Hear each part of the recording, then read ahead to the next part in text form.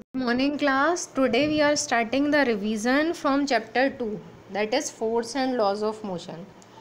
In this practice set I have all types of numericals and reasoning questions, theory type of questions. तो आपको करना क्या है, ये मत सोचिएगा कि ये रीजनिंग के क्वेश्चंस हैं तो हमें नहीं करने हैं। आपको सारे क्वेश्चन करने हैं because this time revision is going on. तो आपको क्या करना है, जिस भी नोटबुक में आप सॉल्व कर रहे हैं, जिस भी नोटबुक में आप आंसर लिख रहे हैं, उसमें आप जहाँ से भी मैंने कराया है प्रैक्टिस सेट 1, प्रैक्टिस सेट 2 या वर्कशीट 1, वर्कशीट 2 ऐसे करके आप लिखते जाएंगे और हर एक क्वेश्चन का आंसर लिखेंगे अपनी कॉपी में। तो जब कॉपी करेक्शन होगा then I can see all the answers there. ठीक है। दूसरी बात ये है कि आपको जो सॉल्यूशंस मुझे भेजने हैं वो सारे नहीं भेजने हैं, आपको वही सॉल्यूशंस भेजने हैं जो आपसे कहा जा रहा है कि ये आपका होमवर्क है। So second thing, take care of this. ठीक है। So now I'm starting practice set here, and if it is not visible to you then I'll send the PDF also. So see the first question, define momentum, write its SI unit. तो आपको पता है momentum जो है वो symbol होता है उसका P और फॉर्मूला होता है P is equal to mv। तो it means momentum is the product of mass and velocity. Unit क्या होती है ये भी पता है आपको, मास की यूनिट किलोग्राम, वेलोसिटी की यूनिट मीटर पर सेकेंड, तो मोमेंटम की यूनिट होगी किलोग्राम मीटर पर सेकेंड। ये फर्स्ट पार्ट है आपका। ठीक है। सेकेंड पार्ट न्यूमेरिकल है, उसमें लिखा है a bullet of mass 0.02 kg is fired from a gun weighing 7.5 kg if the initial velocity of bullet is 200 meter per second, calculate the speed with which the gun recoils। तो यहाँ दो masses दे रखे हैं, bullet and gun case है। एक initial velocity दे रखी है bullet की और गन की रिक्वायर्ड वेलोसिटी फाइंड करनी है। तो सबसे पहले तो this is the case of conservation of mass and most important is what कि आपको फॉर्मूला याद होना चाहिए। अगर आपको फॉर्मूला याद नहीं है तो सबसे पहले फॉर्मूले याद करिए, because then it will be problem when you will search the formula. तो आपको फॉर्मूला याद होना चाहिए। तो सबसे पहले जो कंजर्वेशन ऑफ मास का फॉर्मूला होता है that is, conservation of momentum का फॉर्मूला होता है that is m1u1 plus m2u2 is equal to m1v1 plus m2v2। यहाँ जैसे दे रखा है जस्ट कॉपी एंड पेस्ट नहीं करना है। अगर आप ऐसे करने लगे तो न्यूमेरिकल के मार्क्स कट जाएंगे। आपको जो आपका मेथड है वो अप्लाई करना है। और आपका मेथड क्या है, सबसे पहले गिवन, उसके बाद टू फाइंड आउट, उसके बाद में फॉर्मूला, देन सॉल्यूशन। ठीक है। तो सबसे पहले यहाँ के मेथड से आपको समझ में भी नहीं आने वाला, इसीलिए मैं एक्सप्लेन भी कर रही हूँ। तो सबसे पहले जो मैंने आपको बताया फॉर्मूला m1u1 प्लस m2u2, दो मासेस हैं, 1 किसको लेंगे 2 किसको लेंगे, तो हमेशा जो गिवन है इट मीन्स पहले मास बुलेट का दे रखा है तो बुलेट का मास होगा m1, गन का मास होगा m2 7.5, इनिशियल वेलोसिटी। तो देखिए सबसे पहली चीज़ मैंने लेफ़्ट साइड में बोला m1u1 प्लस m2u2, तो लेफ़्ट साइड यहाँ होती है 0, क्योंकि मैंने आपको बताया था कि गन और बुलेट वाले केस में बिफोर फायरिंग दोनों कैसे थे, रेस्ट पे। तो बिफोर फायरिंग लेफ़्ट साइड होता है और आफ्टर फायरिंग जो है आपका वो राइट साइड होता है, जो कि है m1v1 प्लस m2v2। तो 1 और 2 मासेस तो पता है, v1 क्या है, जो आपको इनिशियल वेलोसिटी दे रखा है उसका सिंबल यू नहीं होगा क्योंकि वो तो 0 थी, वो बिफोर फायरिंग था। ये याद रखना पड़ेगा इस केस में। v1 क्या है, वेलोसिटी ऑफ बुलेट जो 200 मीटर पर सेकेंड है, और आपको फाइंड क्या करना है, v2 वेलोसिटी ऑफ गन। तो जब आप ये वाला स्टेप फाइंड करना है, ये लेफ्ट साइड में लेंगे तो आपका हो जाएगा step m2v2 is equal to minus m1v1, और यहाँ से जब आप v2 फाइंड करेंगे तो माइनस m1v1 अपॉन m2। ठीक है। तो माइनस साइन जो है वो शो कर रहा है कि गन अपोजिट डायरेक्शन में रिक्वाइल करेगी। तो इस फॉर्मूले में आप सारी वैल्यूज़ पुट करेंगे तो आपका आंसर आएगा माइनस 0.53। ये 0.53 है क्योंकि बुलेट के कंपैरिजन में गन की वेलोसिटी बहुत कम होगी, तो 0.53 मीटर पर सेकेंड आपका आंसर आ रहा है।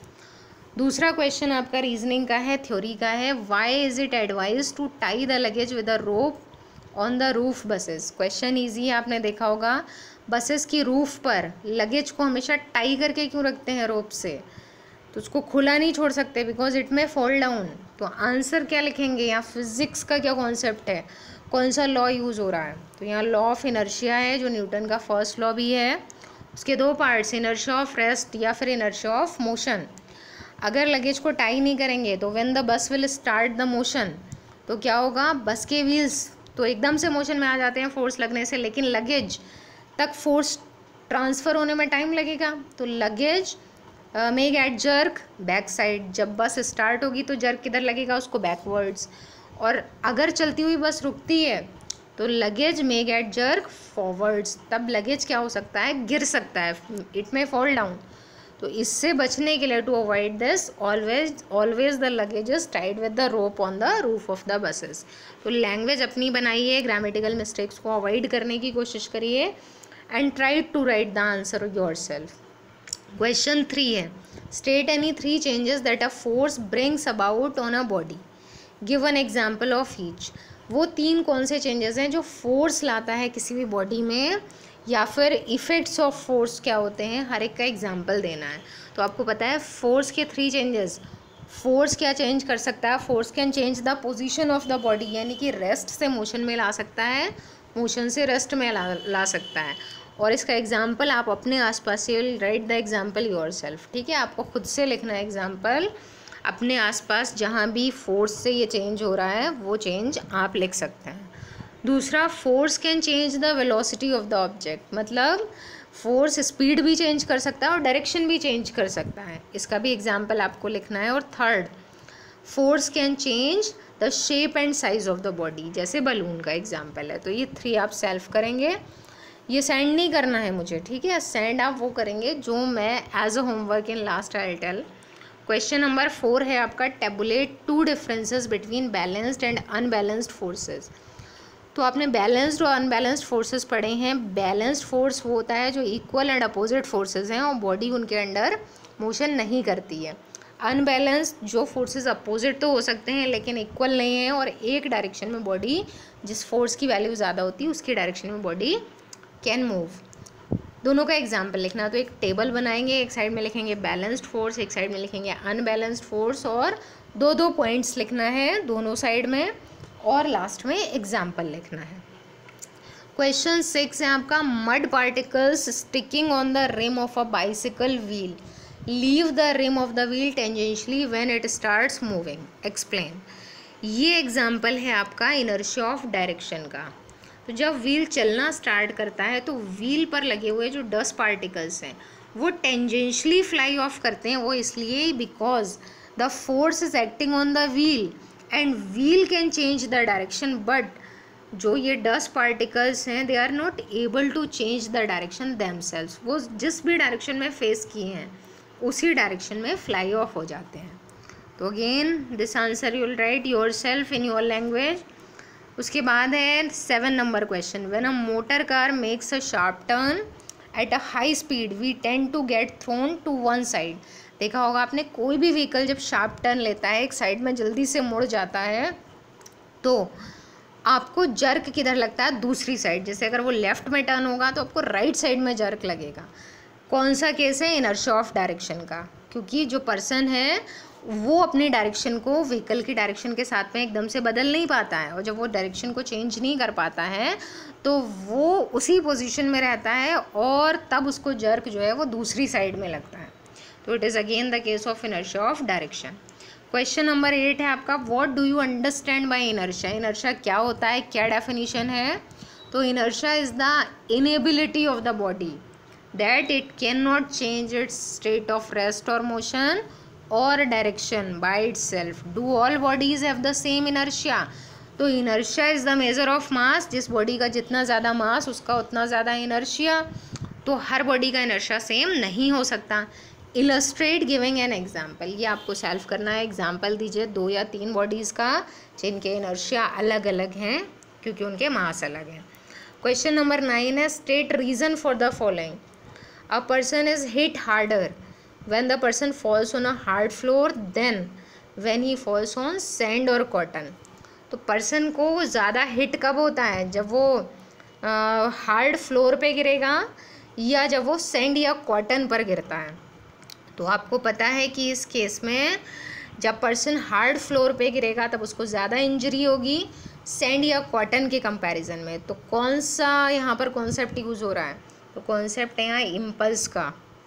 इम्पल्स क्या होता है? J is equal to F into T. इसका मतलब अगर फोर्स इंक्रीज होगा तो टाइम डिक्रीज होगा, और टाइम इंक्रीज होगा तो फोर्स डिक्रीज होगा। Because on falling on hard floor there is no time for depression, वो अंदर डिप्रेस नहीं होगा। जबकि ऑन फॉलिंग ऑन सैंड और cotton the person gets the time to depress, that's why the value of force decreases. ठीक है। B है आपका a gunman gets jerk in backward direction while firing a gun. तो ये सबसे पहला question भी था। जब गन या बुलेट को फायर किया जाता है गन से तो रिक्वाइल क्यों होता है? पर्सन गन रिक्वाइल क्यों करती है? उसका रीज़न ये है कि because it is the case of conservation of momentum and action and reaction also. जैसे ही बॉडी एक्शन करती है तो then the second body will get reaction, या फिर आप बोल सकते हैं because the bullet gains momentum in forward direction so that gun gains momentum in backward direction and the total momentum of the system remains conserved। तो conservation of momentum से ही answer दीजिएगा। Third है a bullet fired on a glass window makes a fine hole while a stone smashes when hits it। देखा होगा आपने, bullet अगर glass pen से निकल कर जाती है तो एक शार्प होल बनाती है, बहुत फाइन होल बनता है इस तरह का। और अगर स्टोन थ्रो किया जाता है इस पे ग्लास की विंडो पे तो वो चटक जाता है, मीन्स इस तरह की क्रैक्स बना देगा। जबकि बुलेट से क्रैक्स नहीं बनती, एक होल बन जाता है। तो उसका रीज़न फिर से इम्पल्स का है, क्योंकि बुलेट जिस फोर्स के साथ आ रही है वो फोर्स बहुत ज़्यादा है। तो बुलेट जिस फोर्स से आ रही है वो ज़्यादा है, इसलिए जो विंडो पेन है ये पूरा, इस पूरे विंडो पेन पे फोर्स को ट्रांसफ़र होने का टाइम ही नहीं मिलता है। सिर्फ इतने टाइम में फोर्स ट्रांसफ़र हो गया, बाकी जगहों को हिट ही नहीं किया उसने। और जो स्टोन है वो थोड़े कम फोर्स से आएगा बुलेट के कंपैरिजन में, तो वो जब इस पर आएगा तो वो पूरी जगह पे ट्रांसफ़र होगा, इसलिए बाकी जगहों पे भी क्रैक्स आती है। ठीक है। तो आंसर आप अपनी लैंग्वेज में लिखेगा। फिर देखिए 10 number question, a passenger in a moving train tosses a coin which falls behind him.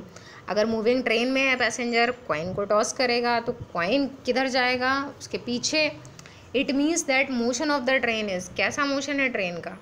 वो accelerated, uniform, retarded, long circular tracks. तो अगर रिटार्डेड मोशन होता तो कॉइन आगे की तरफ जाता, यूनिफॉर्म मोशन में उसी जगह रहता, सर्कुलर ट्रैक्स का कोई सेंस नहीं है। तो मोशन कैसा है? एक्सेलरेटेड। ठीक है। तो पैसेंजर जो ट्रेन में बैठा है तो ट्रेन एक्सेलरेट कर रही है, उसकी स्पीड लगातार बढ़ती जा रही है, इसीलिए क्या हो रहा है कि जो कॉइन है वो पर्सन से भी पीछे आ जाता है। तो ये एक्सेलरेटेड मोशन का एग्जाम्पल है। फिर क्वेश्चन नंबर 12 देखिए, state Newton second law of motion. Statement देना है, ये आप सेल्फ करेंगे। फॉर्मूला पता है आपको, F is equal to dp/dt and prove that Newton's first law of motion is a special case of Newton's second law of motion. इसका मतलब ये हुआ कि आपने पढ़ा है न्यूटन का सेकेंड लॉ या तो F is equal to dp/dt होता है, या फिर एक फॉर्म ये भी होती है F is equal to ma। यहाँ पर अगर फोर्स ज़ीरो हो जाए, बॉडी पे फोर्स ही नहीं लग रहा है, तो क्या होगा? Zero is equal to ma। Mass कभी ज़ीरो नहीं हो सकता, तो क्या ज़ीरो होगा? एक्सेलरेशन। एक्सेलरेशन ज़ीरो होने का मतलब क्या हुआ कि बॉडी एक्सेलरेट ही नहीं कर रही है, इसका मतलब उसकी जो वेलोसिटी है वो क्या है? कांस्टेंट।